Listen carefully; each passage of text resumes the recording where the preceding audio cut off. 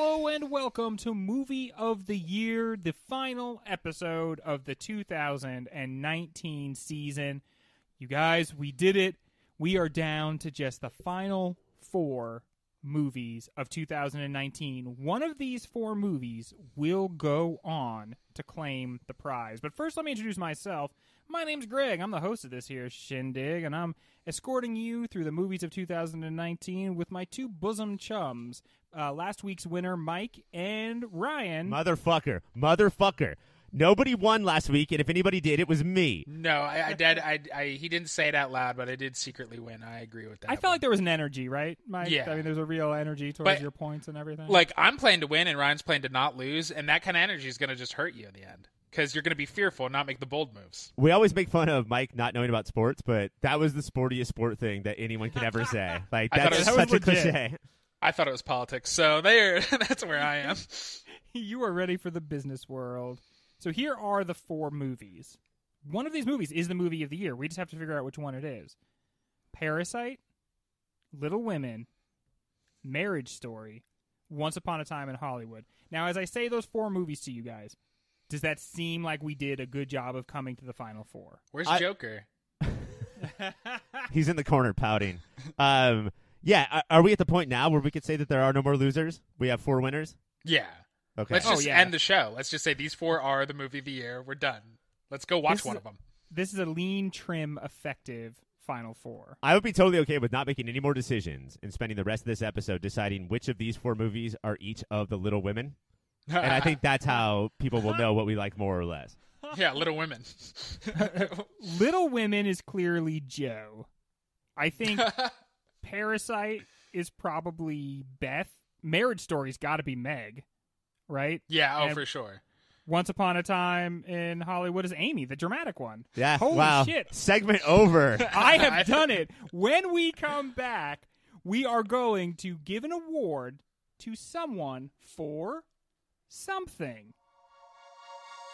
And we're back. It is time to give out another one of our hallowed, and I believe hollowed awards, Ryan. Are these things hollow? Yeah, but if you switch the vowels in any word, it basically just means the same thing. There is a part of my brain that does that with any time I encounter a word I don't know. I'm like, well, it kind of sounds like another word. Maybe they're just the same exact word. Affect and affect. Fuck you. Yeah. I mean, Fuck come on. you guys. Why are we doing that? We're trying to have a podcast here. Let's not go down these dark alleys of grammar and usage. Gentlemen, Ryan, I'm going to throw to you. we actually have the big ones now. The first one is Best Supporting Actor, and I want to go over a couple who weren't nominated. Brad Pitt was not nominated for Once Upon a Time because we, like normal people, moved him to Best Actor. He was co-lead of the movie. Yeah. And they went and ganked that Best Supporting Actor away from more deserving people by putting him there. That's so crazy. Also not nominated is Al Pacino from The Irishman, and I feel like that if you've been listening to this show over the past month or so, you can see how Greg totally tanked that away out of his hands. And then the other big Oscar nominee, who we did not nominate, was Timothée Chalamet. Does that surprise you guys? No, because he's good, but I think the cast we're about to hear are great. Yeah, well, wait till you fucking hear him. I think we made a mistake. Oh no. I wasn't blown away by Chalamet in this. I love me some Chalamet. Call Me by Your Name is like amazing. I look forward to him in Dune. As you guys know, I'm a big Dune guy. I don't know why, but his Laurie left me a little flat. He's no Christian Bale as Laurie.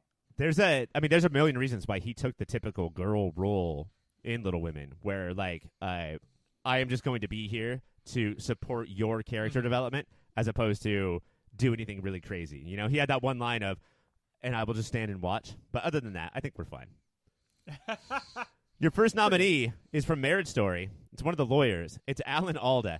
And he did not get nominated for an Oscar. And I have to ask, guys, is this a Lifetime Achievement Award? Do we just fucking love Alan Alda? Yeah, is this like, I know I have a weird, unhealthy love for him? Is this when we're finding out we all do? It might be.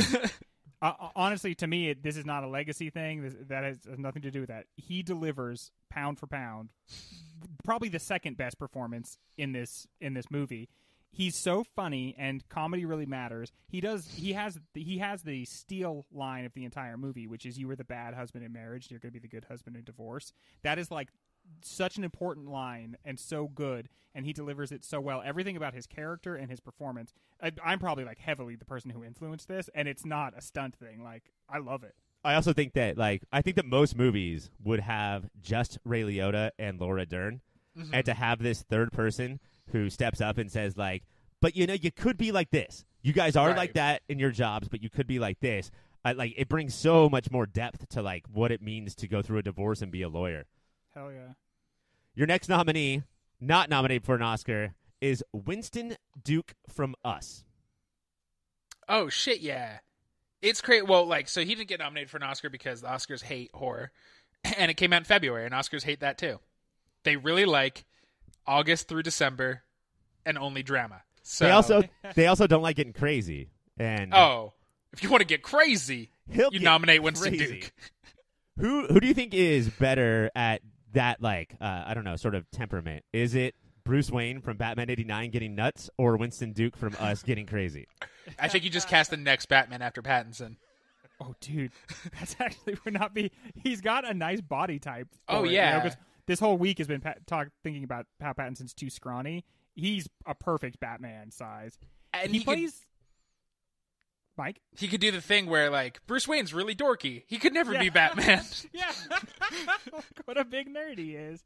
He's really good in this, and I think he does the best job of playing the two different versions of the same person. However the Us world works. This is something that we're probably going to talk about later, Greg. You said this on our episode about Us, and then we have more awards to give. And you stuck hard to the fact that Winston Duke was the best, and nobody else was the best. Winston Duke was the best. I just felt like he did a good job being a dorky regular person, and then a good job being menacing and scary as his bad guy without looking like he just loved every second of doing it. And that's my fault with some of the other people who played their doubles, is that they looked like they were just having the most fun ever. And that kind of waters down what you're doing a little bit. Your next nominee, and I think that this is what happened with Al Pacino, is Stephen Graham from The Irishman.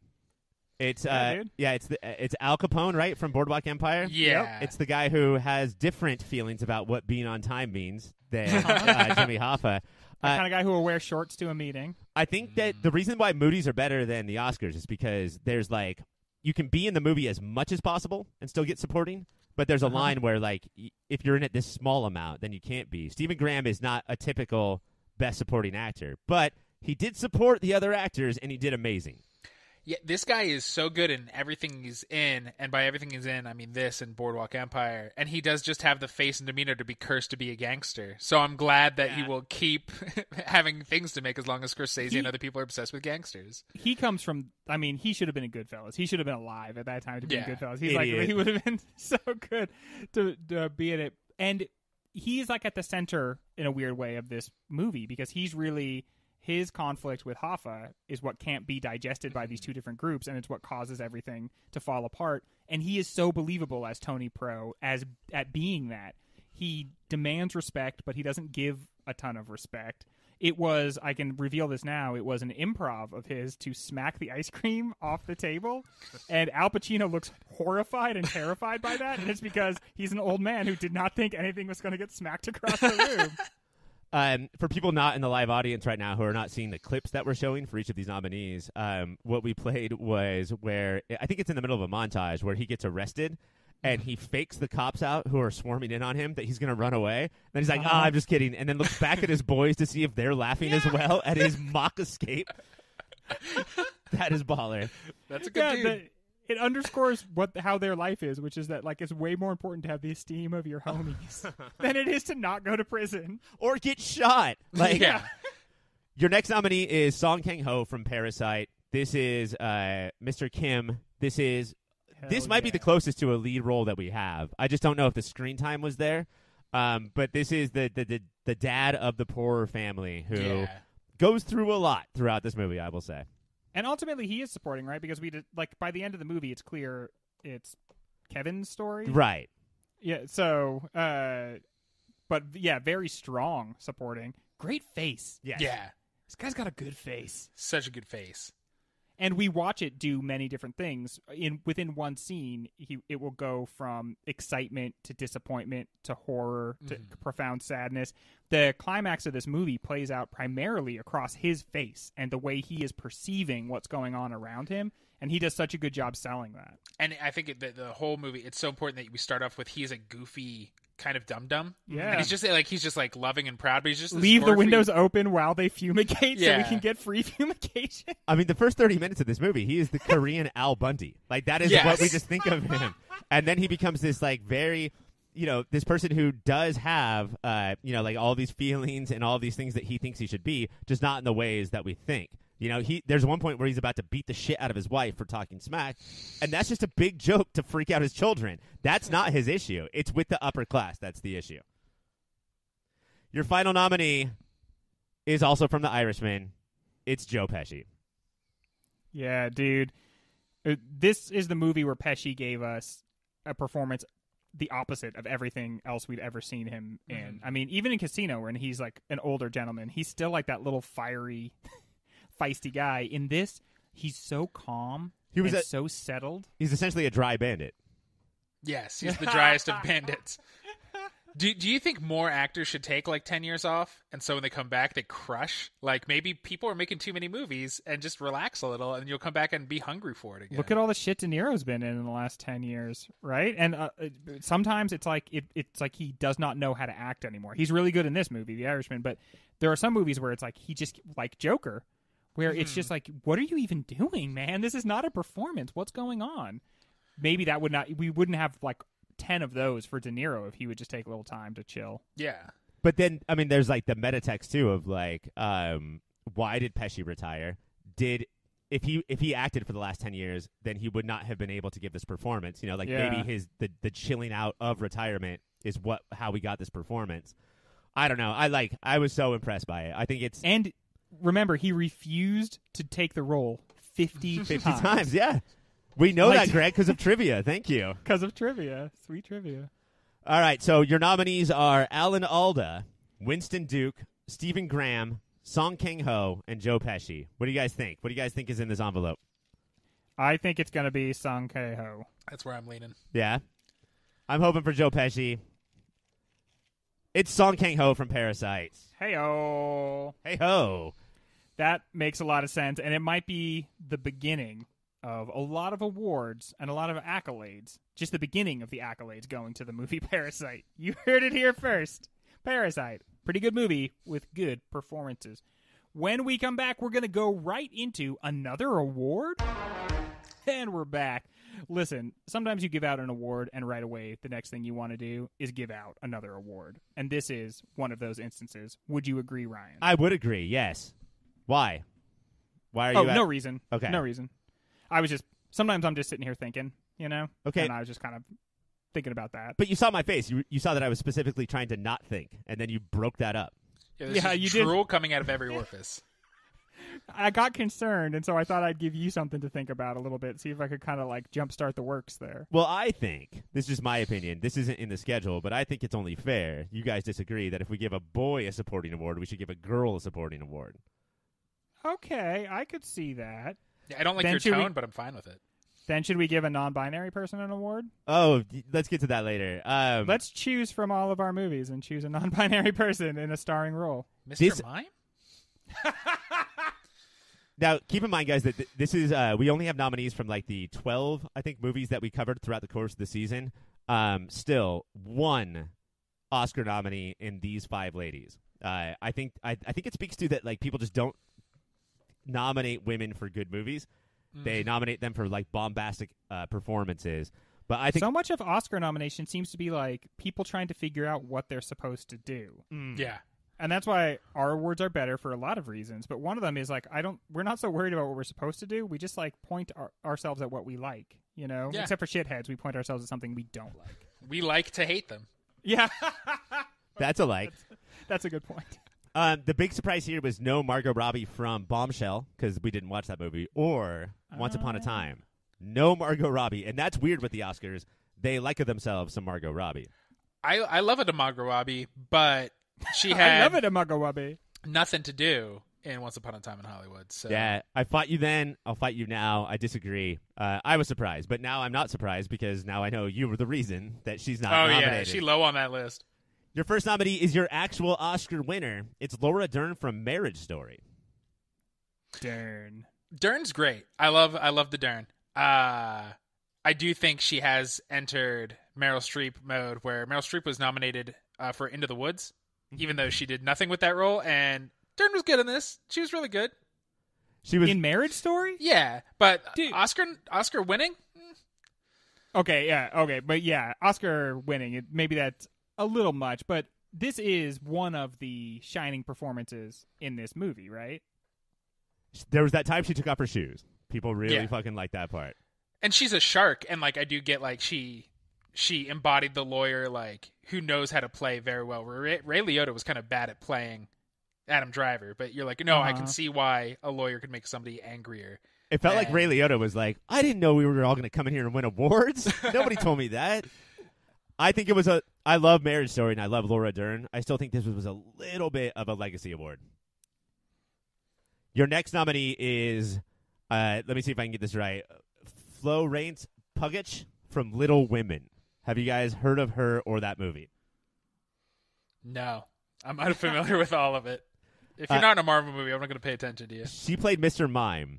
She was the one who had the vagina. Okay. Yeah. And we can't like combine her roles, right? We have to only think about her as Amy in Littlest Women. Right, correct. But I mean, she could win Best Actress for Midsummer, right? I could see it taking that. Yeah, and she embodies a 12-year-old perfectly and a very mature 19-year-old perfectly. The Pew is great. This, I would say, her performance in the movie is one thing that I was more impressed with the second time when I watched it, because I realized how many of the funny lines are hers. And again, what Mike just said, like, it's not just that, like, it's hard with Amy when you're adapting this because you either have to cast her as two different actresses or you have to have one actress trying to play a 12-year-old. But dude, except for when she's with other 12-year-old actresses, Florence Pugh nails it. That scene in the schoolhouse where she's surrounded by legit children, and you can see that there's quite a big difference there, is the only time you're aware that she's not a little girl. My big fear is that over the last couple of Movie of the Year episodes, there's been some revenge rating by Mike, who has tried to like bring us down to earth, Greg, and say that Florence Pugh is not that great. Is that true, Mike? Have you been trying to do that? I think she is great. I just think she's getting credit where she could be literally everything ever, and I think we just need to pull back a little. Don't put so much pressure on her and so young in her career. I think that there is nothing of which she is not capable, and she's my everything. We did the five recently, and where we pick like who should be 2020's version of this iconic character, and we gave her all 5 positions. All 5. So yeah, okay. I can sort of see that. It was a bit much. But I do think she's our generation's Han Solo. I do think she's our generation's JD from Scrubs. Mike, you were just talking about Meryl Streep always gets nominated. Greg, you were talking about what goes up in your estimation after you watch Little Women again.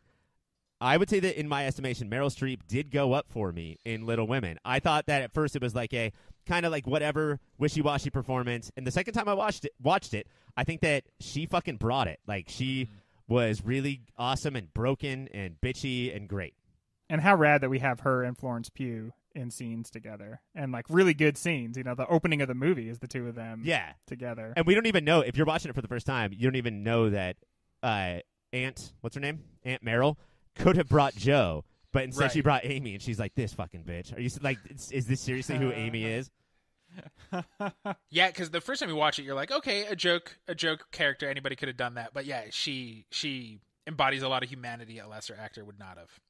At one point, she manages to be so cantankerous and so endearing at the same time. It's such a weird mix because it's not. She doesn't do one to the exclusion of the other. They somehow buttress each other. So this one can never get nominated. I do think this is because screen time, unless you're Judi Dench. It's Merritt Wever from Marriage Story. Yes. And she only was in a couple of scenes. But, guys, did you file a police report after she stole the shit out of every scene that she was in? Holy crap. This is why you talk about pound for pound performances. Because when we were talking about Alan Alda earlier, I said he gives the second best performance of the movie. She gives the best performance in this movie and elevates everything around her. She really does. Like, And she's a great actress. She's amazing. This is, I think, the best I've ever seen her. In just like the couple minutes she's on the screen trying to like serve him and also hold that pie, and like they have a conversation where she's not listening to anything he says, so she's not responding to it. It's one of the funniest, most human moments in the movie. This was at a time too when we were trying to watch the TV for the end of the year, and we watched that Netflix drama with her and Toni Collette. Remember? Yeah, Unbelievable, where she's this like hard as balls, kick the door open, cop badass, and then then we watch her here, and she's like just sweating and just like a bumbling so doofus. Nervous. Yeah, and she's on a show right now called Run. Right, I have not started Run yet. Yeah, and she plays like a middle-aged mother of two. Well, not middle-aged, but a mother of two. Who's like, running off and like having like a wild moment in her life, and there's so much complexity to that character, and she brings out like every facet of that. Guys, buy Merritt Weber stock. Like, I really think she's about to explode. Your final Best Supporting Actress nominee is Suzhen Zhao from The Farewell. This is Nai Nai. This is the grandmother. Oh, Nai Nai. This is a rough category, gentlemen. Yeah. I have to bring this up again. Is this at all ruined by the fact that Nai Nai is still alive in real life? Like, wouldn't it be just, I don't know, I feel like there would be a little extra. If Nai Nai was no-no? Nai Nai, I still contend that even though it's never revealed in the movie, that the character Nai Nai knows exactly what's going on. I don't know how you could be part of this culture and not understand what it means when you're old, you go to the doctor, they say everything's fine, and your whole family comes to surround you. Nai Nai is no dum-dum. But the movie never reveals that peek behind the curtain. But I feel like it's in the actress's performance, and it's really, really affecting. She also has that thing that you have with like A grandma. B grandmas, they don't care. Like your B grandma is always drunk and not giving a shit about you, but your A grandma can always sit in a chair and be like, "You're pregnant. I already know it. You haven't even told anybody. I think that you're funny, even though nobody knows it." Like they just know their family so well that I could totally see a story where she's just sitting there knowing all of this and watching the antics. She's supposed to believe that the one grandkid is getting married to this woman that he never even looks at. She knows what's up. Come on. But yeah, a very touching, funny, human, amazing performance. Farewell, you guys. I wish it could have done better in our bracket because I have a crush on this movie. So your nominees are Laura Dern from Marriage Story, Florence Pugh from Little Women, Meryl Streep from Little Women, Merritt Weber from Marriage Story, and Suzhen Zhao from The Farewell. And the winner is... It's Florence Pugh from Little Women. Was there ever Not a chance surprise. it would not be? I mean, killer cast. They're all great nominees, but come on. Yeah, and again, there are scenes where you watch her working and you see what the other actors and actresses are doing, and it feels like different art forms. It feels like she's so far and away better than a lot of the people she acts besides. It honestly feels like the whole world was like, we discovered Florence Pugh in 2019, and then this specific podcast was like, nowhere close to what we did. we discovered her way harder. We watched every movie she was in 2019. When we come back, we are getting to the first battle of round 2. And we're back, and it's time to let the bodies hit the floor. This next matchup is Parasite versus Little Women, and you guys, I'm already upset with both of you. This sucks. This is the hardest battle. This was your guys' nightmare, right? Yeah. That this would happen before the finals? I hoped they would never meet. I don't know how that would happen, but I hope that they would never have to go up against each other in a bracket. This was always going to happen, and it was always going to end the exact way that it's ending now. But I will say that Parasite is probably the best movie of 2019. But Little Women, I think, is the warmest, nicest, best feeling of 2019. And I feel like I watch this movie and I think of where we are with Greta Gerwig and where we are with Florence Pugh and where we are with Saoirse Ronan. And I'm so excited about the future because I feel like there's probably going to be like 4 or 5 more amazing movies that comes out of like this small group. I imagine Greta Gerwig putting together like her own little ecosphere. It's a good point. Saoirse Ronan said, I have to play Joe. And Greta Gerwig said, no. We already did that. We already made that movie. and I have to find somebody else. And then Saoirse Ronan was like, what the fuck did you just say to me? And forced her way into it. But it's What a Joe move. That you bring that up, that as Little Women beats The Irishman with Scorsese and De Niro, we're now getting our next Scorsese and De Niro with Gerwig and Ronan. And it's just it's exciting. This movie, from the first time I saw a preview for it, Little Women, I was like so excited. It's the '94 version is my wife's favorite movie. The book is her favorite book, and so I've come to love it like as she's like shown it to me. But this movie captured a new element of life to it, and I feel like it did a good job of being like, this is probably what people were like back then, and it's the same thing as people are like now. Why do we constantly turn them into these weird two-dimensional old school people? They probably were just like us. And I don't know, it felt good. The whole time you're watching the movie just feels good, except for I guess when Beth dies. Yeah, to do that, unless you hated Beth like I did, to do that so effortlessly, because I think a lot of movies could do that. They were just like us always, and you're like, yeah, we fucking get it. Like, chill out a little on that, and to do that, and then write like the template for everybody, except not step-by-step template of how to do an adaptation. Make it interesting to fucking watch. And what is an adaptation? I mean, this movie asks a lot of interesting questions about adaptations that I hope are going to be picked up by future, filmmakers. But yeah, it's why does this movie need to be remade right now? That's an easy one. And why are you the one to do it? That's the other part that people forget is like, oh, wait, it could be anybody. I'm just going to grab it because it seems easy. And the whole modern thing, like, it's not like there's the scene with the dancing and like there's a lot of modern stuff that we talked about on our show. But yeah, Greg, going back to what you were saying, it's these characters have insecurities, as if like our generation invented insecurity. And in the 1800s, people were like, should I marry him or not? I don't know. I'll do it. Yeah. And that was it. That was like the depth of never their think character. about it again. Yeah. When Joe talks about like establishing her own career or like having like the freedom that feminism grants you, but then talking about the terrible cost of that, is that in any way different than like the choices that people have to make currently? It feels like she found the human essence. And then she did this other thing, which is really interesting, which is I think she shot a lot, and we talked about this on the show, she shot a lot of the scenes from the book in the style of the book. So you also got that, too. Like, she did the greatest hits, and you get to see them rendered very much like they're rendered in the book. And then she also would give you a colder blue filter and show you, like, what real life was probably like for people at this time. It's a really good movie. It's a really, really good movie, but ultimately, Parasite, you never stop thinking about it. And whenever you feel like you are comfortable with your thoughts about it, you realize you have diminished the movie in some respect and that it's actually more complicated than you're giving it credit for. So it's sort of like in the exact opposite way of Midsommar, where totally. Like we have all of these things, but no, it sort of makes you not great because you're not really committing or showing the chutzpah for anything. Parasite has more topics, but like really puts its balls on the table for each of the topics. Yeah, for sure. There's something being said in this movie, but not in a way that is simple. Midsommar felt like nothing was being said in a way that was very complicated. And it's not just that something is being said, it's that, God damn, is this 2019 as fuck. Yeah. Like, what it's saying is going to own, I think, the next decade or two before we eat all the rich, but is so important to right now.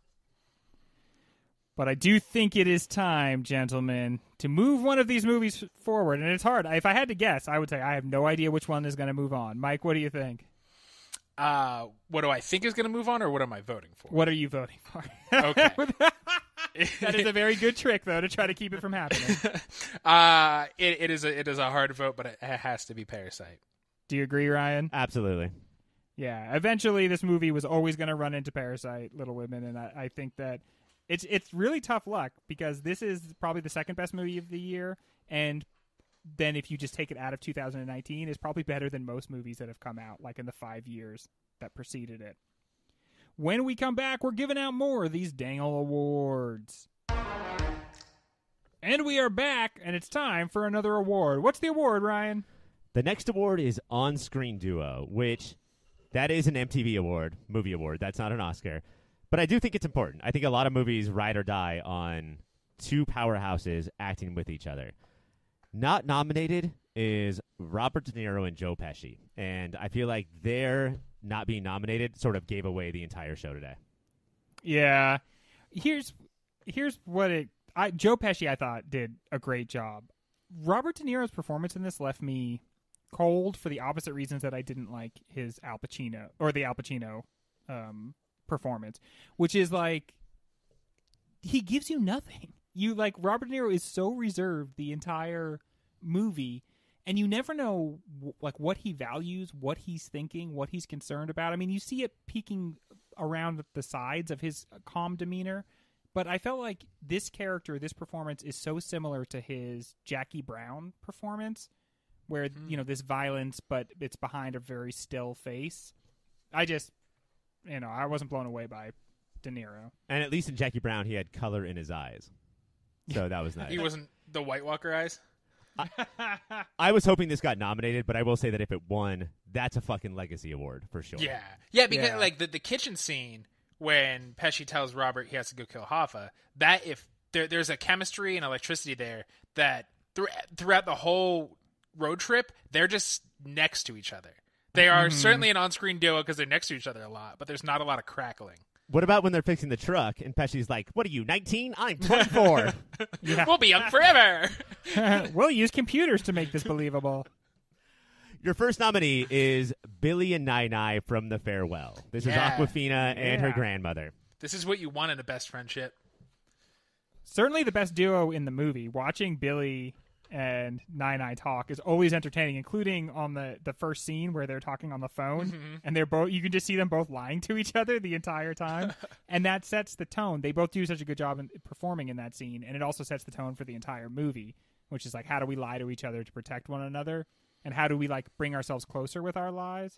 And really captures, I feel like you don't see enough in movies, how everybody has one family member they actually get along with and the rest you have to just kind of put up with. And I never knew I never knew like really either one of my grandmas, but this feels like exactly what you want your grandma to be. She thinks your mom and dad are totally ridiculous and has like zero respect for them, but thinks you're awesome and you should get to do like basically whatever you want. That sucks, Greg, because those two grandmas were the only two family members that get you. So you're just shit out of luck. Your next nominee is from Little Women. It's Joe and Lori, not the people who got married, the people who didn't get married. Bros. I mean, this movie makes there's a lot of movies about how female relationships are important. There's a lot of movies about how male relationships are important.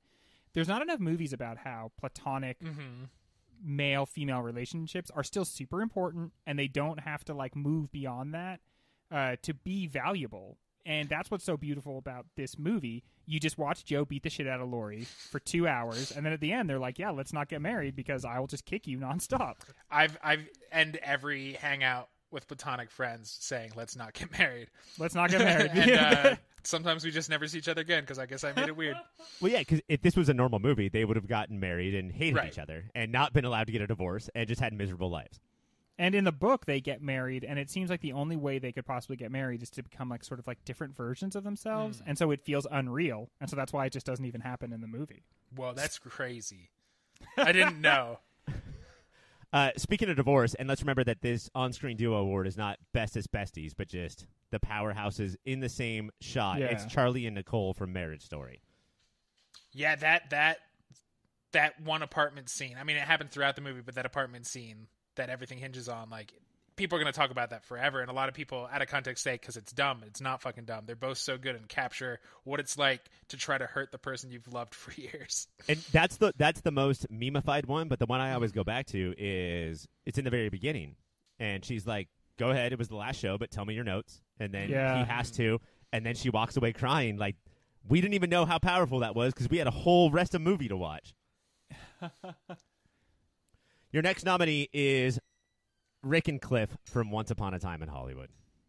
You say that in a tone that indicates what, you're bored? No, I'm not bored. It's just what a slammy D this is. Like, Rick and Cliff sitting around watching TV. Like, this is sort of like it has both things of like everything we want from a friendship and everything that we're afraid that our friendship only has, you know? Yeah. After watching Once Upon a Time, went through every one-on-one friendship, and I was like, am I just the servant? Or am I that asshole who doesn't appreciate the guy enough? But like, I do think this movie would have been a failure if it wasn't for these two guys vibing in the way they do. Even if it's not like perfectly healthy, that vibe is what carries the movie. And on-screen duo is about synergy, right? Like you're getting two performances that are both so good, and then they become this third thing that is like almost its own entity, and they do that in this. Like, I mean, they're the archetype for a duo. Like, they're two actors who have a ton of experience at the absolute top of their games with a director that knows them and knows how to direct them. Like, it's magic. That's an excellent way to say it, Greg, because you see how Rick is without Cliff, and Rick's kind of a mess, but when he's with Cliff, he's something more powerful, and Cliff is just like a creepy Terminator when Rick is around. Like, they really do bring out the best or something different, at least, than in the scenes they're not with each other. Your final nominee is a bit of a dark horse, I think, because of screen time. But if you think of the moments together, and the moment I think of is a quick butt grab when nobody's watching, it's Mr. and Mrs. Kim from Parasite. Earlier we talked about the scene where Mr. Kim makes his kids think he's going to beat the shit out of their mother. But anytime they're together, they really do have a spark that is not shared with any other two characters in the movie. Yeah, you can really see the warmth and like the laughter that an older married couple brings out in each other. You're like, no, I get why you're married. Like, you're not like jumping each other's bones all the time, but goddamn, do you make each other laugh all of the time. And that scene where they get drunk and he acts like he's going to hit her or something, that is so like Who's Afraid of Virginia Woolf? Mm-hmm. Like, you know, like to them, the rest of the world is a joke because they exist in a tight two-person community. Mm-hmm. Even their kids are on the outside of that. And so even the kids will get made fun of because they don't understand all the in-jokes of these two people who have like made a universe for each other. And that comes out in so many ways. As a couple, they don't get a ton of screen time in the movie. Like, I don't think they get as much time alone as some of the other duos on this list, but they have such a lived-in, real relationship with each other. Yeah, I mean, I keep going back to this, but like, she bitches at him. You know, she harps on him for like their family being poor. And in any other movie, it would be like, "Fuck you, you shrill wife! I hate you. Women are awful." And in this movie, he's like, "I get it. Yeah, like, I deserve all of this, and I'm not happy with this too." All right, so your nominees are Billy and Nai, Joe and Laurie, Charlie and Nicole, Rick and Cliff, and Mr. and Mrs. Kim from Parasite. And your winner is... it's Joe and Laurie from Little Women. Oh, wow. Dark horse. I am legit surprised by that. Really? It's a little surprised, but also they are like the 1800 Nichols and May. Like, they're a cut-up. I would watch a prequel that's just about them hanging out and doing little improv all of the time. It feels, every time they're together, it feels scripted in that way where it's totally not, but everyone else around them's like, God damn, their rapport. It's like, they must have practiced this. And, you know, he goes on to marry Amy, and that could be such like a tragic thing, but instead it's like so right, because the nature of the bond between the two of them, as it's displayed in the entire movie, is one of just like friendship and, you know, camaraderie. And so it really works out the best. Well, good for them. Good for them. They won the award. Good for them. And Little Women just lost, right? So it's nice that we can hand them an award. Yeah, at least two of them will be happy. When we come back, we're going to give out one more award. And we're back, and it's time to go right back to Ryan with another award. Which award is this, Ryan? So this is a first-time award. We've never done this one before. But the amount that we talked about memes throughout the entire season, we had to pit them all together and see which one is best. I could not believe the amount of like potential nominees for this award. Every movie had about 5. But here are the 5 that could win. Your first one is Joker and Little Joker on the Stairs. Okay. This is my favorite part of this movie is just the dawn of Little Joker. Just like they changed his aspect ratio. It's like when I'm trying to find a picture for our website and I totally F up the aspect ratio. It looks like that. It's all crushed and weird and distorted. And for whatever reason, it makes the Joker into such a little cutie. And then he's always used in really cute ways, like when Mom says you can have extra pizza rolls. It's just his little arms up. Yeah, just his little arms pumped up in the air. He's so excited about his pizza rolls. Do you guys think that John Leguizamo from Spawn is furious that now this character is popular? Yeah, I mean, if his movie came out when there was memes, for sure, people would have fucking bummed up Jester. Is that what his name was? I also like Clown. I think it's just Clown? literally called Clown. Yeah. anything that takes the piss and like the seriousness out of Joker is awesome. Like Yes. anything Yeah. that's like, hey guys, it's all a big joke like everything is. It's not this important fucking diatribe that we all have to pay attention to. That's what I love. Your next nominee, because when you're coming up with a meme, guys, it's just we need this response that will fit into anything, right? If we have a chubby little clown, then we know that We call him Mike. that pizza roll conversations are about to happen. On the internet, it's all about people telling you what to do. And there was a movie this year that gave us Saoirse Ronan saying, I can't, I tried and I failed. Did you guys see that meme going around the internet? Yeah, it would be like you try to like set the password on your router. I can't. I tried and I failed. What's effective about this meme is that the lines play in your head when you see it. Mm-hmm. And so then the joke works because you construct it all in your head and you can actually hear her saying that about like whatever banal topic it is. She's talking about trying to like fuse happiness in career and domestic happiness, but a lot of times it's used for like trying to parallel park. Yeah, in my meme, it's like I promised myself I would not have one more Eskimo pie tonight, and then it's still Saoirse Ronan going, I can't, I tried and I failed. I tried to not eat another one. Weeping and eating Eskimo pies. Is there any other way to eat an Eskimo pie? That's how they advertise it. They're like, eat them and weep. Your next nominee is Charlie and Nicole's Scream and Punch Walls. This is the second Moody nomination for Charlie punching a hole in a wall in the movie Marriage Story. It was impactful. Honestly, this one makes me a little angry because it reminds me that the first time I saw this scene, I saw it excised from the movie and just on someone's Twitter who was like, what the shit is this? And it bothers me so much that like, because when it's taken out of context, it's easy to think of that scene as ridiculous. Right. And that's exactly what the memes did to this movie is they cut it up into pieces and we were exposed to all of it before we were like in the artistic environment created by Noah Baumbach. And things don't work when you pull them out of context a lot of times. And this is one of them for sure. And I remember seeing it everywhere, but I can't think of like the other ones. It was clear like you're in this situation. Mom says more pizza rolls, or you fail at watching The Sopranos.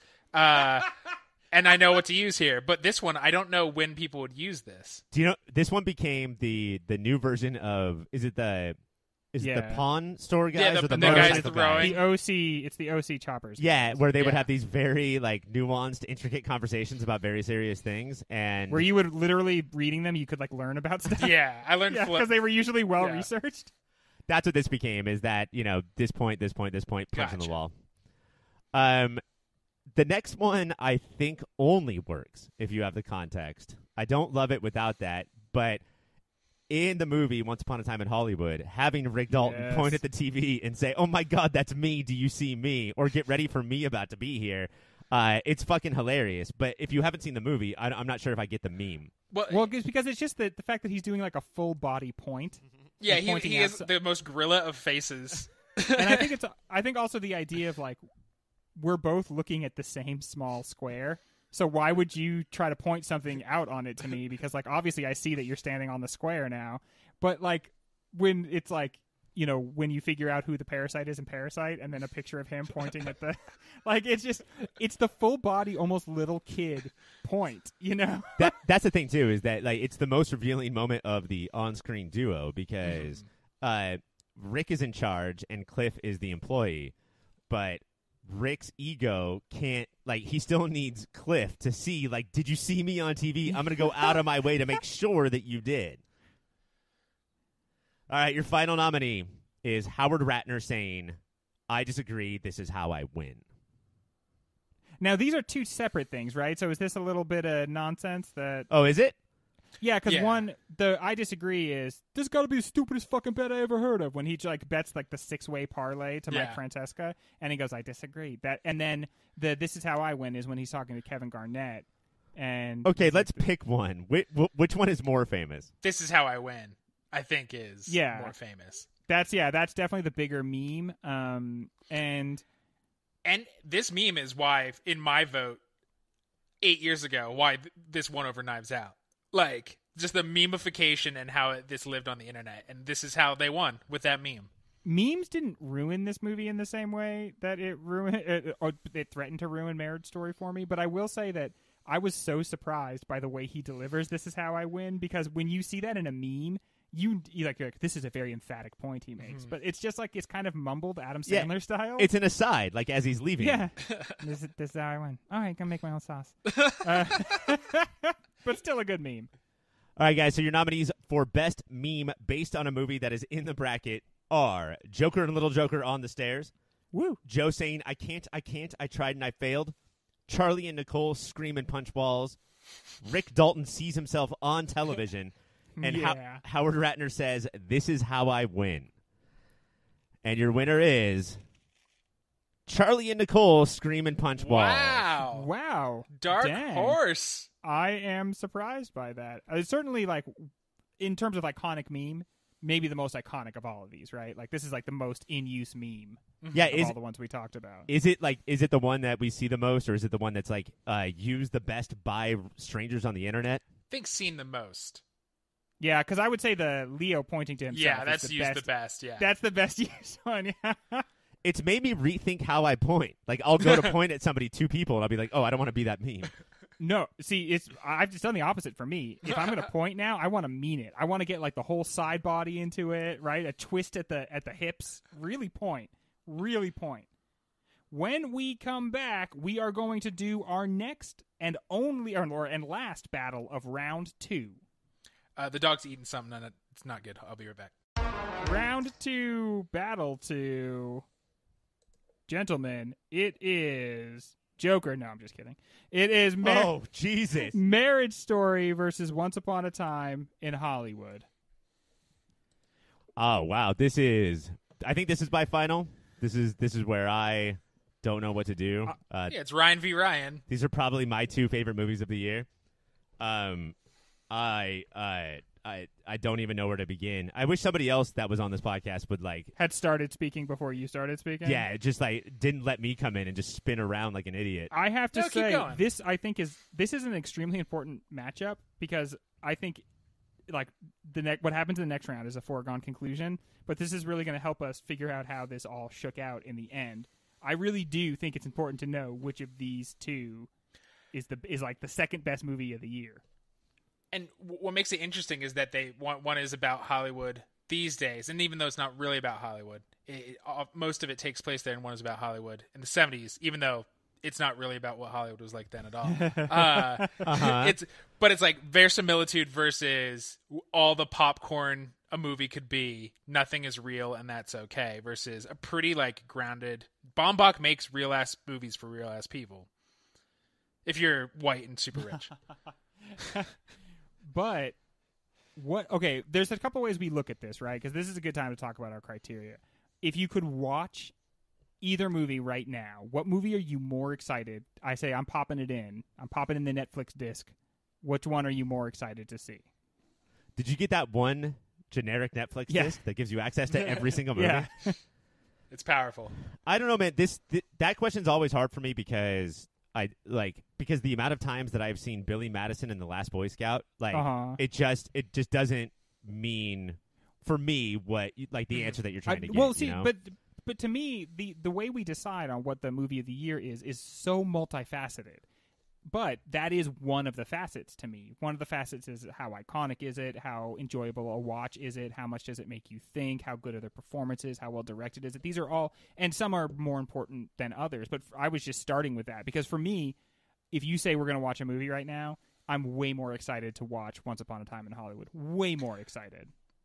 But I would argue the reason you're more excited is because Tarantino tried to make more of a popcorny film, and it is painful to watch these two people hurt each other. Yeah. Because they do such a good job at making it feel lived in and real. I think Johansson and Driver are firing on more cylinders than DiCaprio and Pitt, and make you go through a thing as an audience that I didn't go on an emotional journey through Once Upon a Time. I loved that movie, but I wasn't just like, oh fuck, that's crazy to think about. See, I think personally, Once Upon a Time in Hollywood, I did go on an emotional journey because it made me confront, things that I think about, violence or misogyny, and I really had to and where those things are in the culture and where I am in relation to them. So I think that, there is a popcorn element to it, but like all Tarantino movies, it's entertainment mixed with thought-provoking content. The thing that I'm going through right now is that Baumbach has great movies and average movies, and Tarantino has great movies and average movies. And these are, I mean, like, Mike, correct me if I'm wrong, but are these the two directors that I have talked about the most in our entire relationship? Yes, and if I bring that up, you get real mad. I mean, Soderbergh might be up there, but like these are the two. And what we have here, though, is a great Baumbach versus a great Tarantino. And I'm not sure, just like sight unseen, if a great Baumbach can beat a great Tarantino. You know, like, because of what the goals are, because of what they go out to accomplish, and because of who I am and what I'm into, which is such a that's such a hack thing to say. But if it's great versus great, I just think that Tarantino is going to be deeper cinematically. Like, there's more to talk about. There's more to dig into. And the V word that Mike said. Virgin. No. Is she a virgin? I think that the verisimilitude just carries this movie in a way that, like, Baumbach never even cares about. So it almost feels unfair that, like, it would be a strike against him. But it can't not be a plus for Tarantino, you know? But he doesn't care about, like, camera work? Or what are you talking about? I think the verisimilitude is him working his ass off. No, he doesn't care about in Marriage Story specifically. He's not transporting you to a new time and place. Right. And he's pointing the camera at events in his own life, right? Like, he's like, what's been up with me lately? I'm going to turn that into a movie. Dear audience. Which is not that, I don't mean solely as a strike against him, but that's part of what makes it seem like there's less effort there. Yeah, Tarantino has a bigger tool chest that he tends to go through. And for these two movies, that there's definitely more tools he pulls out because he's playing with expectations of what we know about history, expectations of what we know about Tarantino's movies, all of that stuff. And I think that, to me, there is a certain excitement that comes from the fact that this feels like it's not the last movie that Tarantino's ever going to make, in the same way that, like, The Tempest is not the last play by Shakespeare. But The Tempest kind of, like, is understood to almost be the last play Shakespeare wrote. And in a way, this kind of feels like this was him doing it. This is Tarantino. Like, I put it all in there, guys. It's all in that movie. And I don't have a ton left, but I am going to make one more or whatever. And there's a lot of people who are not huge Tarantino fans who use this movie as the example of, like, see, I told you it's crap. Really? Like, there's so much here. Like, it's so thick with Quentin that, like, this is what I've been talking about the entire time. Because it's so him that if you're not a fan, this is going to be even grosser to you. Okay. Mm-hmm. I mean, I could see that. Because I guess part of why I said it was it's like an exclamation point on his entire career, right? He's using the tools he's honed. He's delivering versions of the same messages. He's falling into probably the same traps that he's fallen into before. Some of them, it seems like his view of, like, the woman problem was to make a movie that excluded them entirely, which is certainly something this movie has against it that Marriage Story doesn't have. Is it's problematic. Marriage Story, I feel like, is a lot cleaner than Once Upon a Time in Hollywood in that regard. I mean, like, from a woke level or from a level of, like, every single thing I tried, every swing I took, I hit out of the park with Marriage Story. That's not the case with Hollywood. Like, we've talked about how, like, there's a lot of swing and misses, but the home runs go far. Yeah. With Marriage Story, like, it feels like this exact vision of what he set out to do, and then we have it. Ultimately, the thing that I get back to, I know we're supposed to think a lot about what is 2019, but the thing that I go back to, and this is not going to solve my problem, it makes it harder, is I think, yeah, this is what movies do. This is why I love movies. And both of them do that in such different ways. Fuck, like, could it be one of them versus Midsommar? Because then I know what I'm going to vote. Well, Once Upon a Time in Hollywood already did face Midsommar, and it won. So good for that. Okay, so we always talk about the 2019-ness. Is it a hit at all against Once Upon a Time in Hollywood that it is literally about a different time? No, I think it's like under the radar boon that this movie and a lot of Tarantino's, like, violence and how we deal with violence is still very big in 2019, and we need to wrestle with that. And, like, how we look up to and think about and treat celebrity is still a very big deal. Like, he just happened to use a fucking insane time. Like, every time I learn or read or about the Manson era of Hollywood. It's fucking crazy that all this stuff just happened, and people are just like, yeah, that stuff just happened. Like, it feels like a fantasy. By the time you we've all listened to the podcast, you must remember this about this time. Yes. By the time she gets to the part where people actually start killing people, there's already been so much crazy shit that's happened. Yeah. Yeah, I mean, like, there's a beach boy who was walking down the street, and he's like, hey, what are you, an alien? And, like, what the hell is going on right now? But I am afraid, gentlemen, that it is time to decide which of these two movies is going to move on. I feel pretty confident in my choice if I need to be called in as a tiebreaker. Ryan, I'm trying to make this sentence extra long so that you get a couple extra seconds to think about it. I really appreciate it. And Mike, I'll go to you first. First of all, how hard a decision is this for you, and do you know what it is? It was hard when I sit all week and line up every movie against every other movie. That's how I prepare for the finals. It was much harder then. And then I was surprised the minute you said which one, the pop-in question, which movie I'm popping in. I was very surprised at my answer.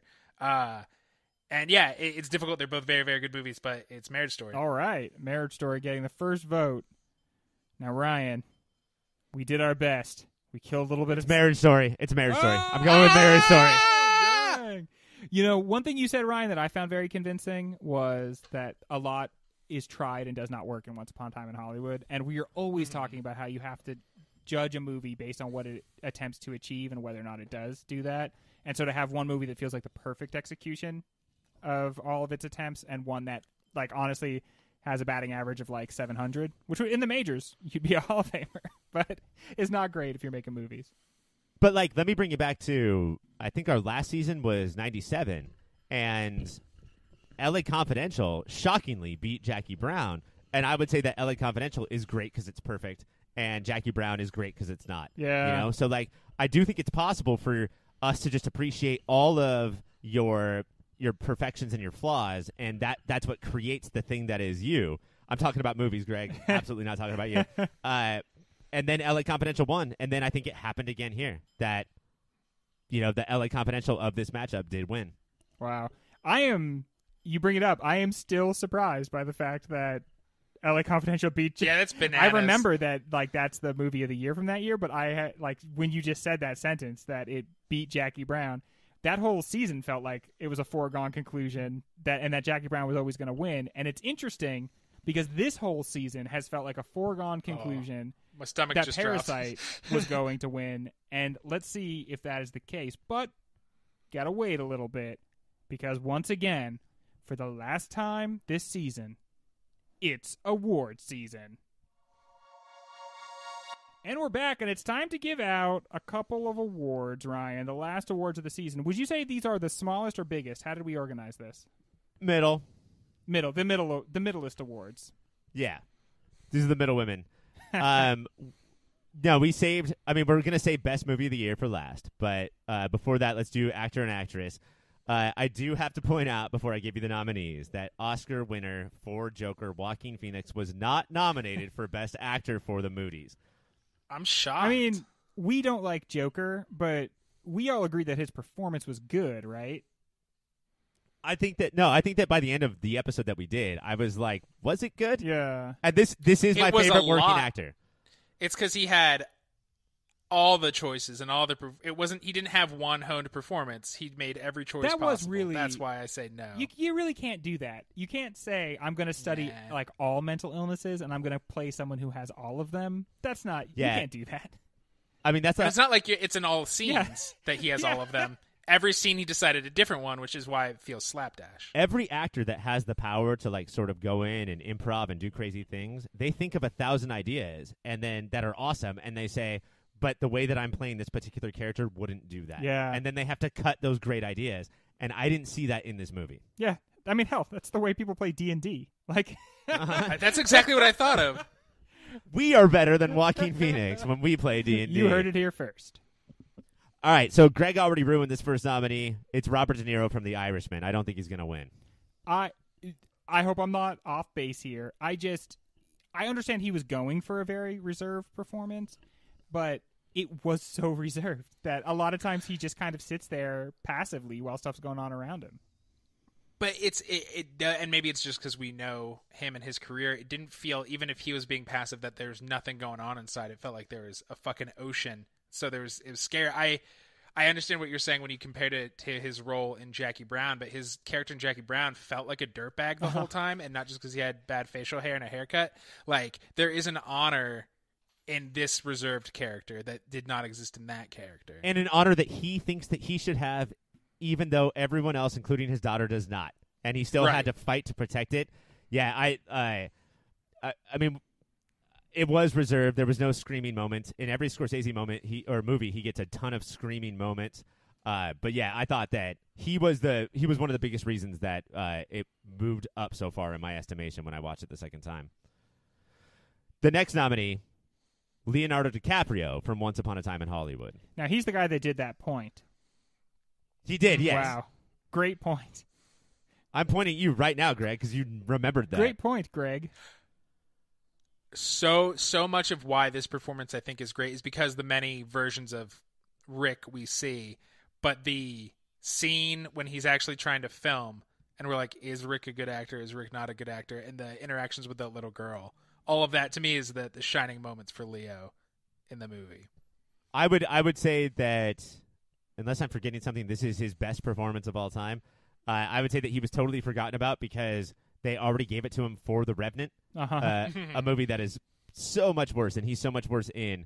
It's just hey, guys, pinpoint when you're going to get your legacy awards, and make sure that you get them for the right movies.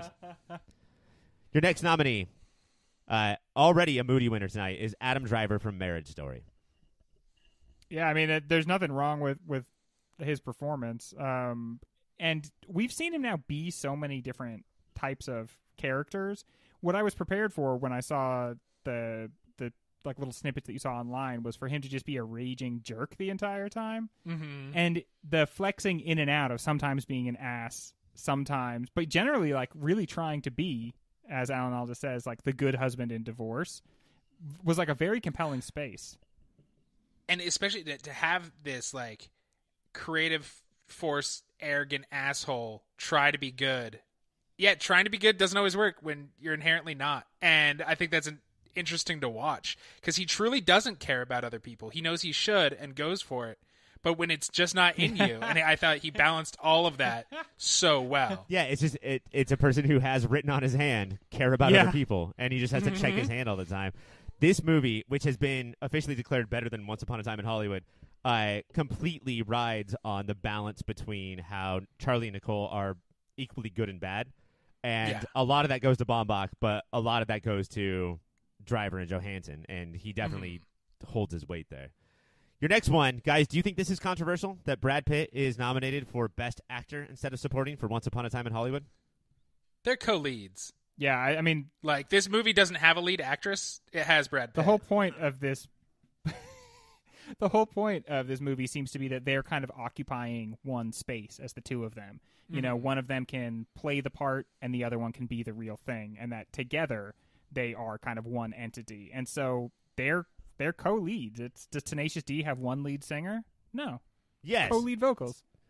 Jack Black, Kyle Gass, get the Kyle fuck out of Gass. here. I'm a gas man. I know you are, buddy. Your final nominee was not nominated for an Oscar. It's Adam Sandler from Uncut Gems. That's crazy. Is that the whatever the opposite of legacy is? They're thinking about all the dumb movies he's made, so they're like, no, we're not even going to fucking look at you this year because he's great. He is fucking great. And I think he brings something to it that only Adam Sandler could. Mm-hmm. And he gives you peak Sandler. I mean, everything that we love about Adam Sandler that we did when we were young men, when we were in high school, is actually in the character of Howard.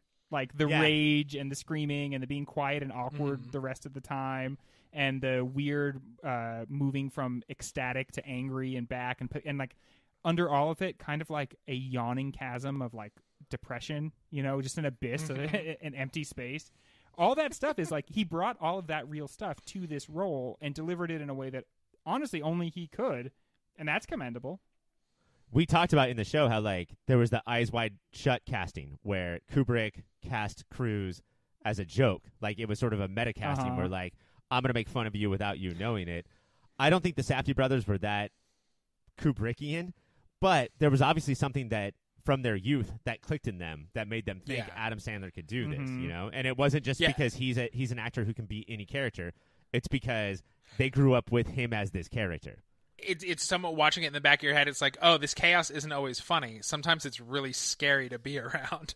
Man, Yeah, and I can see you watching early Adam Sandler thinking like not liking them because it's not because you didn't like the jokes, but because this is really hard to watch a person go through this, and I'm just supposed to watch this as a clown. This is horrifying. thinking of who Howard is really makes me want to see like other episodes of his life. How did he become this way?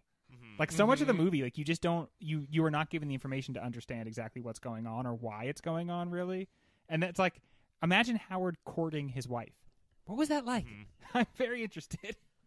And she's just like, yeah, fine, Whatever. I guess, guy. Oh man, even though your face, I laugh at your face. Your face is embarrassing. All right, gentlemen, your nominees are Robert De Niro, Leonardo DiCaprio, Adam Driver, Brad Pitt, and Adam Sandler. A lot of star power here, gentlemen.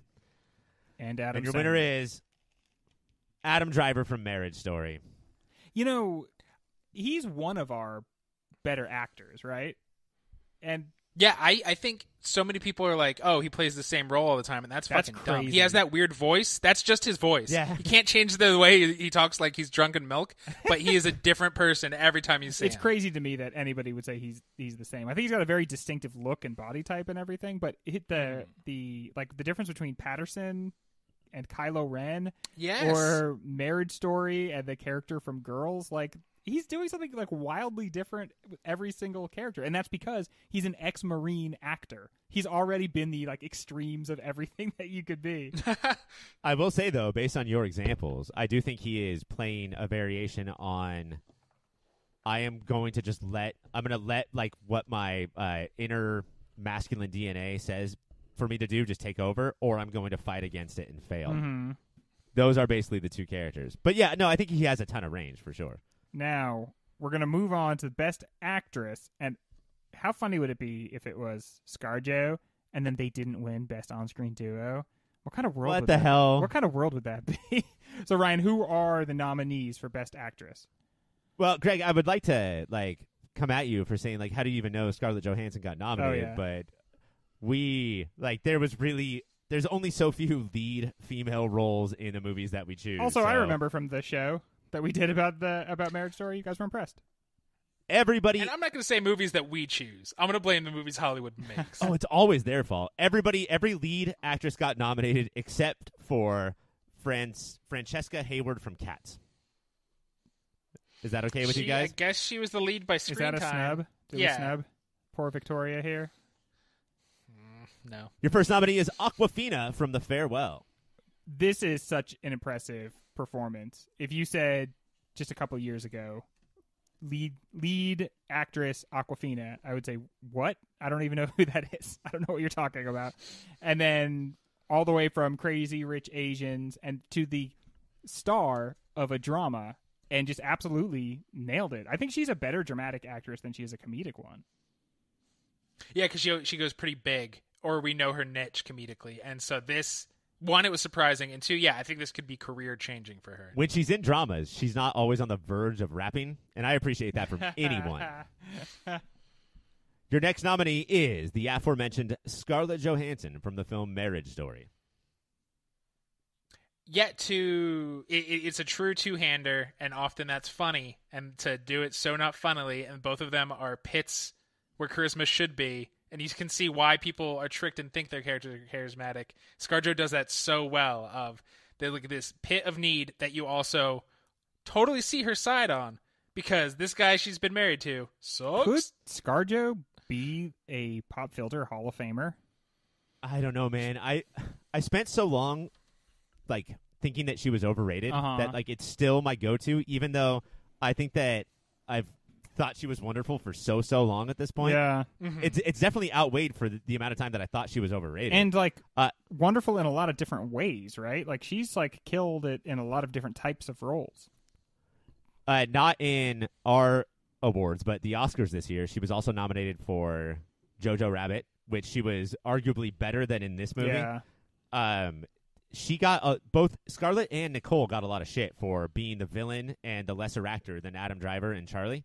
I think that's bullshit if you watch it again. I think that's fucking bullshit. I think that her monologue, which is sort of like, hey, look at me, there's a spotlight on me, but her first monologue with Laura Dern is one of the most impressive parts of the movie.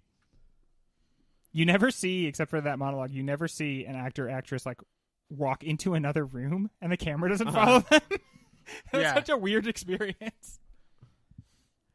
Your next nominee is Lupita Nyong'o from Us. Okay, now I think I may have ruined this a little bit because and I'm not trying to be a contrarian.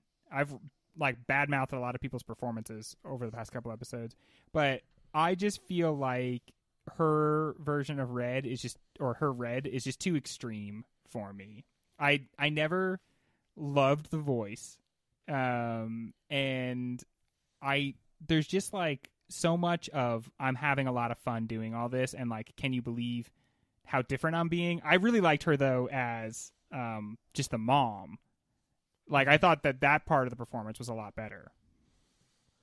The scary part too with a movie like this is it's like Eddie Murphy thing where it's like Lupita Nyong'o and Lupita Nyong'o in Us.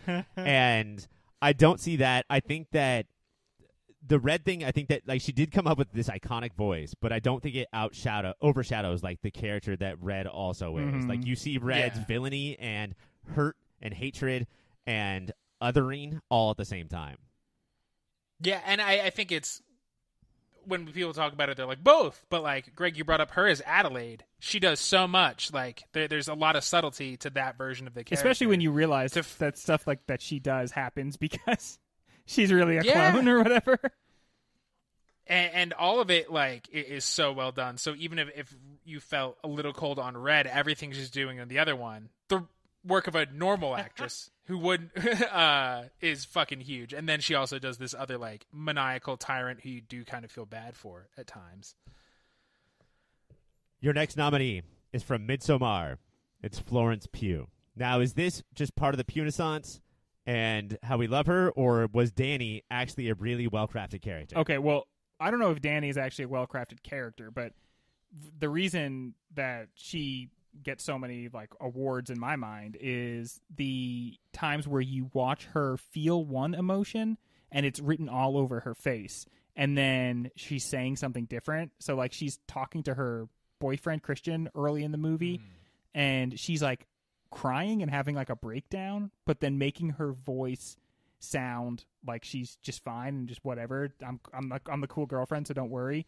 And the worst thing you can do when you're upset is let your boyfriend know that you're upset, because then he's going to get upset. So I'll keep it under wraps. And whether sorry, my family died.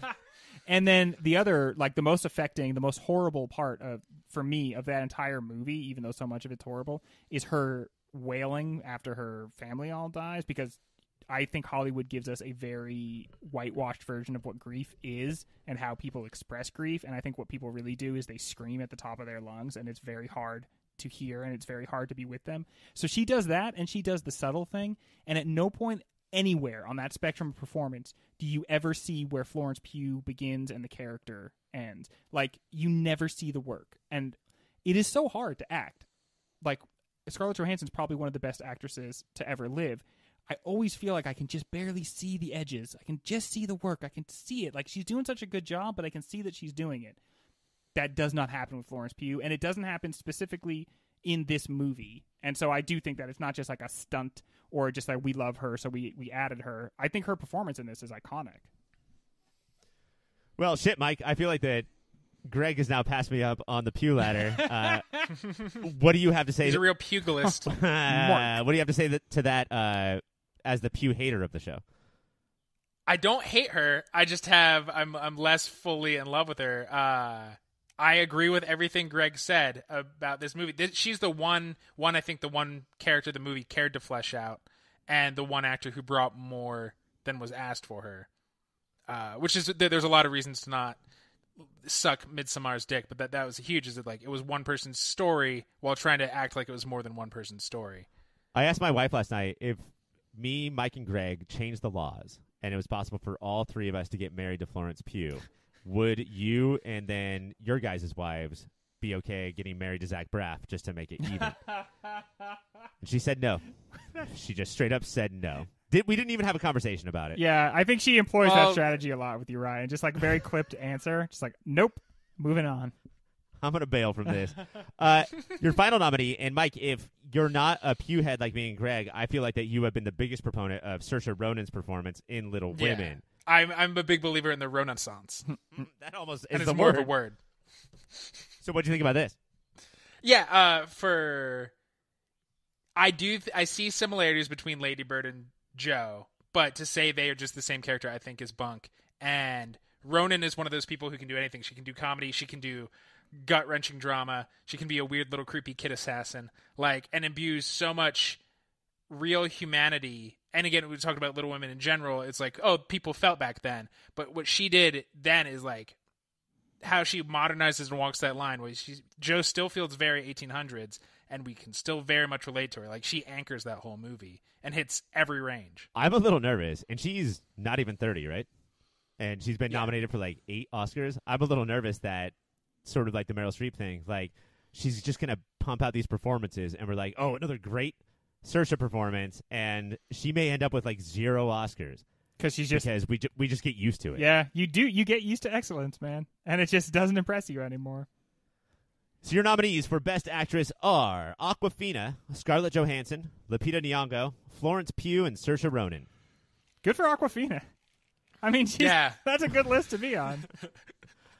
And your winner is Florence Pugh from Midsommar. You don't say. You don't I do say. The Pugh boys getting it done.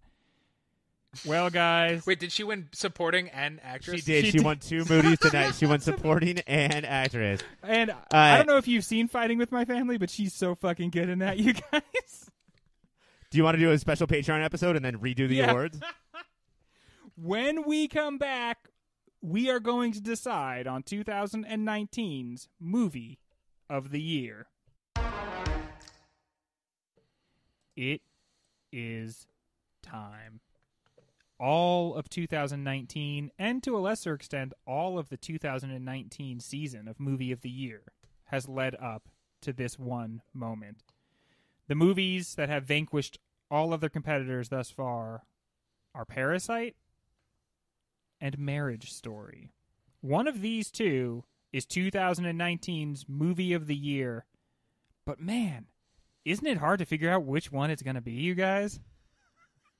Okay, wait. So this is how you try to add drama to this? Here's what I seriously do want to talk about as we narrow in on this movie. Was this worth doing because there was no drama? Because there was never any doubt in my mind one time that the 2019 movie of the year was going to be Parasite, even when we pitched the season. But aren't you still so glad we did 2019? Yeah, like there's so many movies I hadn't watched before, and watching them in the context of this show is always different than not just watching it like some idiot asshole who's just enjoying a movie. And really going in and acting like, no, this is going to take down Parasite, and coming up with all the reasons why every movie should. The only one I couldn't was Joker. But with all the other movies, I was like, no, act like, of course this is going to take down Parasite, and start building those arguments now. Even though every single week I would say this movie is not going to beat Parasite. Parasite is obviously 2019's Movie of the Year, and you guys both said maybe we should have some drama on the show, and I would say drama like 2019 Parasite Movie of the Year. Yeah, you're a master of tension, and that cannot be taken away from you. But yeah, like I do like sort of pitting these movies, like trying to figure out what you have to say right now. So I do think that's interesting. It's possible that something at some point could be as heavy of a hitter as Parasite and go down.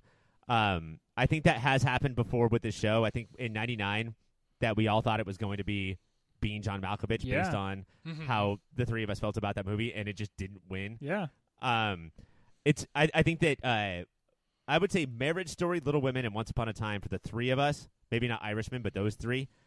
We all like they're so close to us that like we could see it taking Parasite down. Yeah. So I still think it's definitely worth it. I think that like there's been the Golden State Warriors or the Bulls of the 90s where it was still a fun NBA season, right? Even though we all knew what the fuck was going to happen. Maybe Lakers 2000, 2001, 2002 era. Or Lakers. Is that a soccer team? 2007, 2008, 2009, 2010 era. Like the that. Minneapolis Lakers? Yeah, the Great Lakers. Okay, so sell me on Marriage Story winning this thing. Well, I think it's very interesting to watch a movie and the whole time pondering like which one is the parasite, and Marriage Story really begs that question.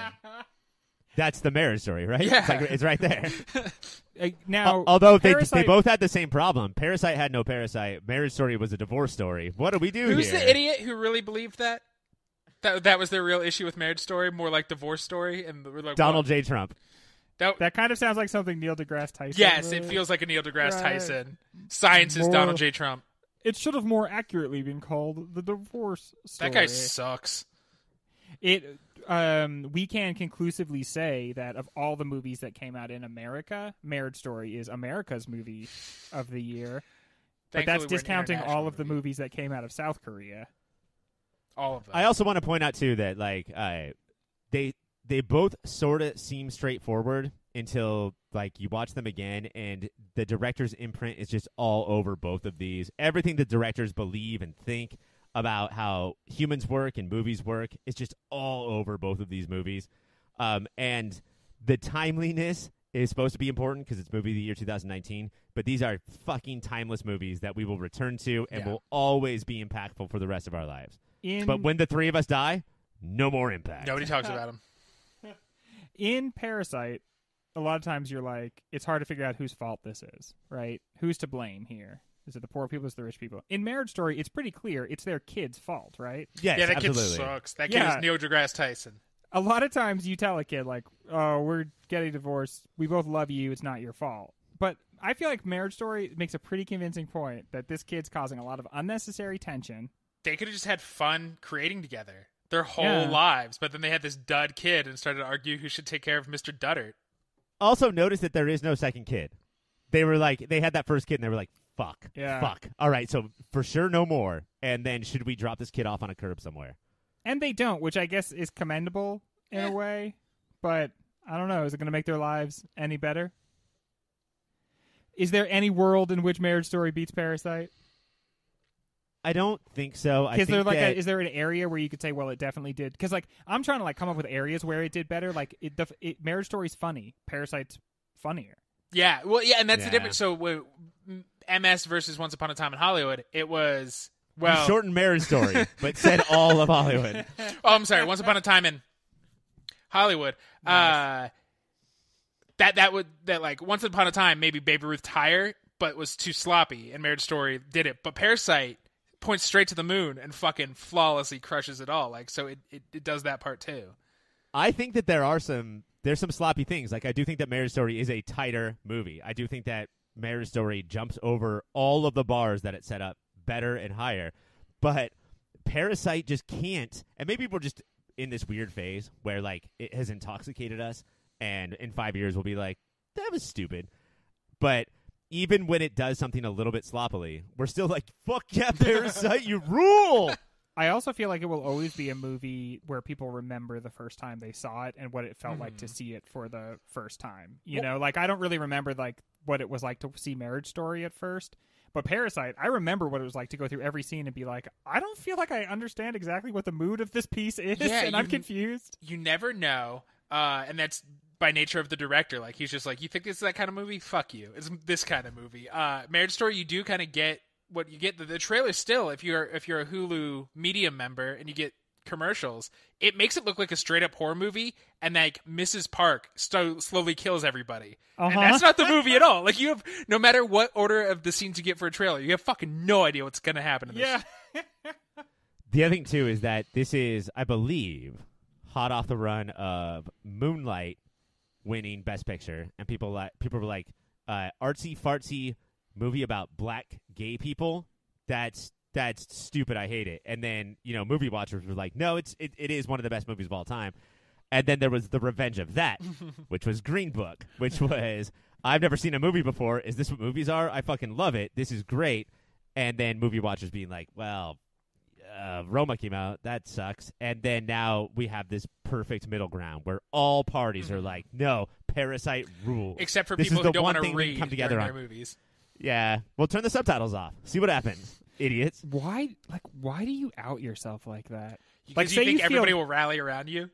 Yeah, because you feel like you're the center of the universe, and you feel like nothing should ever be difficult for you in particular. But like, say you feel that way, what you do is you hide it because you can't let everybody know. Hey, I feel like this movie that they made in Korean should have been made in. I get because you're saying like this movie should be made in English. Well, it's not. There's nothing you can do about that. That ship has sailed.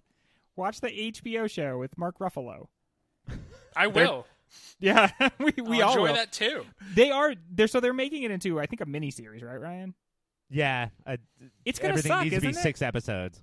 Isn't that gonna suck?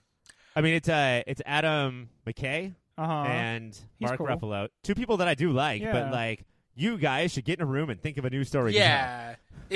Hopefully they change a lot. Hopefully the only thing is that capitalism is evil and everything else is brand new. Because if it's just like their version of Bong Joon-ho, what's the point? Yeah, that would be. He I made don't know. I would not. I would not want to remake something that just came out and was like so popular that Beloved. everybody talked about it. Yeah, like You know what's been bullshit for a long time? Alexander Hamilton's story being told. Yeah. I'm going to do that. I'm going to do that and win some awards. Well, guys, it's time. We have to do it. We have to pick 2019's movie of the year. Ryan. I love drama. I love surprising you guys. I would love to pick Cats right now or The Last Boy Scout and just force that into being a winner. But we should ignore all the drama and the tension and just appreciate Parasite being the best fucking movie of the year. Yeah. And an entire globe, not a country, a globe coming together and saying that we are correct. Mike, do you agree? I concur. Yeah. And I totally agree. Like that, we should just celebrate the fact that this is such an awesome movie, and that we were lucky to have a movie that was heads and tails above every other movie. But honestly, like when I look back at 2019, I know that there have been many great years in cinema history. But for me personally, the way I felt about so many of these movies, this was like one of the top years for just so many good movies. And it's a shame we only really get to talk in depth about 8 of them, because honestly, there's about 8 to maybe even 10 more movies that really are worth watching and investigating. I mean, Instead, we did Detective Pikachu, but yes, there are those other movies as We well. did do like Cats. 12 movies for this year. Just 2 of them Yeah. were fucking idiots. And that's how many good movies there were. Like, I mean, we talked about doing 2013, and it seemed like if you look at 2013, it's hard to come up with 8 definite, like, these are movies that'd be fun to watch that make fun shows. 2019, I mean, honestly, like, I don't know what would win 2013, but I bet it wouldn't make the top 5 movies of Straight 13 and 19 combined. yeah. But this is the way we chose to do the show, so that we could celebrate each year and celebrate just a couple movies. Real in-depth look. Congratulations, 2019 Parasite. I'm so glad we had a chance to really talk about you and to get to celebrate you. But that's it for the 2019 season. We are closing the curtain on that, and we have decided, canonically, the 2019 movie of the year is Parasite. And now it's time to cast our eyes forward and look what we're going to be doing next season. And Ryan, you have a very special announcement about that, I believe. I do, guys. I would just like to point out to all the people that are listening, we are going to go back to probably before you were born. Do you guys think that podcast listeners in general and our listeners specifically are older than us or way younger than us? Our exact ages only. Yeah, I'm going to say about our ages and us. I think our podcast listeners are us. All right, so we're going to go back to a time before any of the 3 of us were, like, critically watching movies. Yeah. We're going to go back to 1985. 1985. So, like, even though you and I, Ryan, are ancient, just very old men, still, like, we were, like, 4 and 5. We were not watching cinema. I was writing for a, like, low-budget Philadelphia newspaper, and I was zine? not yet in the New York Times. I was just, like, basically a chill 4-year-old with a high level of sexual energy. I was So in my nice- dad's balls. Just cooking up in there. That feels like abuse. Cut to your dad's balls in a jacuzzi, just cooking away. Jocelyn. So that's what it's going to be. 1985 is going to be the next season of Movie of the Year. You heard it here first. Ryan, do we want to like give any idea of what kind of movies came out Yes, in 85? please. Because I think it might make it a little more exciting if we just. What are some of like the sample 85 movies? Well, I'm trying to get there, Greg, with the internet, but I think that there's an obvious one because of how much it depends on the year that it took place.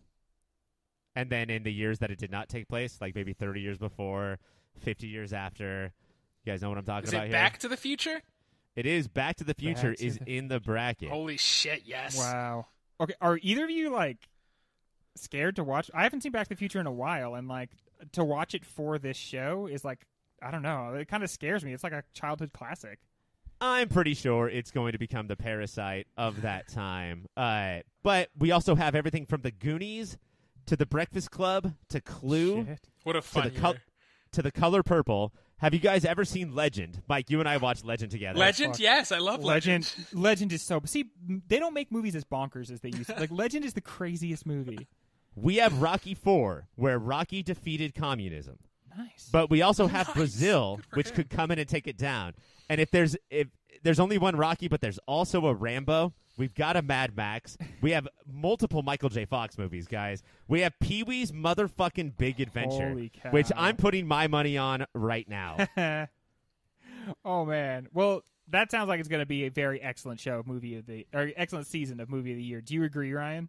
I do. There is a Martin Scorsese movie, Which? so maybe he can. It's called After Hours. Maybe he can get his due from this show. Finally get a little fucking respect from the chuckleheads and their dumb podcast. Well, that is it for this episode of the show. Ryan, do you have a website people could go to?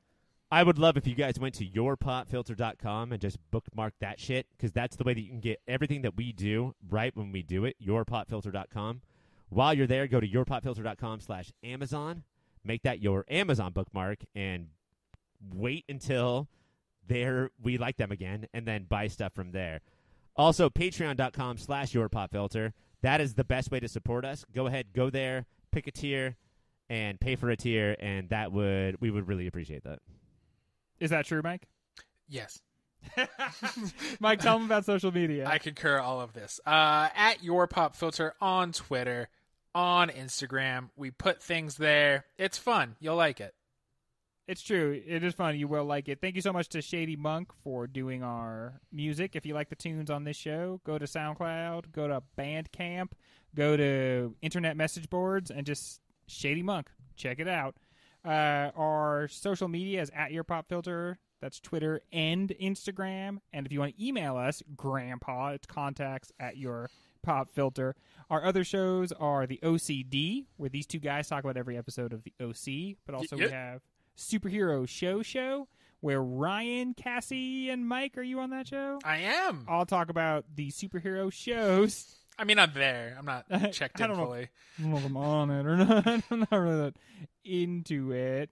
But that's it. If you were, I'm sorry, Greg, if you were looking for a year that had a Friday the 13th movie, a James Bond movie, and an American Ninja movie, it's 1985. It has all three of those things. Okay, we're really going to have to dig into the 85-ness of it all. I'm glad that the show ultimately becomes about the year itself, because if it sounds like we're only going to have 8 of these movies, so probably one of them is not going to be from the American Ninja franchise. What is that? What the fuck? I'm not doing it then. I don't Again. know what American Ninja is. I'm ruining the drama again. I can't believe it. I'm sorry.